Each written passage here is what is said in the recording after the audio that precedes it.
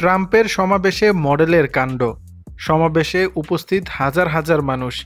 আগত মানুষদের উদ্দেশ্যে বক্তব্য দিচ্ছেন মার্কিন যুক্তরাষ্ট্রের প্রাক্তন প্রেসিডেন্ট ডোনাল্ড ট্রাম্প। রাতের সমাবেশ অন্যদের সঙ্গে উপস্থিত যুক্তরাষ্ট্রের আলোচিত মডেল আভা লুইস। ট্রাম্পের বক্তব্য চলাকালীন হঠাৎ দাঁড়িয়ে পরনের টপ তোলে বক্ষযুগল প্রদর্শন করেন আভা লুইস। এ মুহূর্তের একটি ভিডিও প্রকাশ করেছে যুক্তরাষ্ট্রভিত্তিক সংবাদ মাধ্যম নিউ ইয়র্ক পোস্ট। তাতে এমন দৃশ্য দেখা যায় যা রীতিমতো হইচই পড়ে গেছে।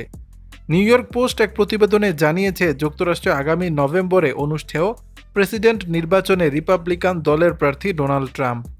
প্রচারের অংশ হিসেবে গত 18 সেপ্টেম্বর রাতে লং আইল্যান্ডে আয়োজিত সমাবেশে ট্রাম্পের বক্তব্য চলাকালীন স্তন প্রদর্শন করেন আভা লুইস।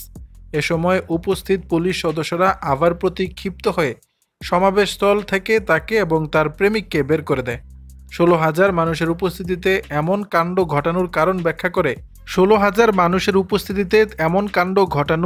ব্যাখ্যা করে নিউ ইয়র্ক পোস্টকে আভা লুইস বলেন, এটি ট্রাম্পের জন্য ট্রিট। আভা লুইস ট্রাম্পের একনিষ্ঠ ভক্ত। তার নির্বাচনী ক্যাম্পেইনের জন্য অর্থ সংগ্রহ করছেন।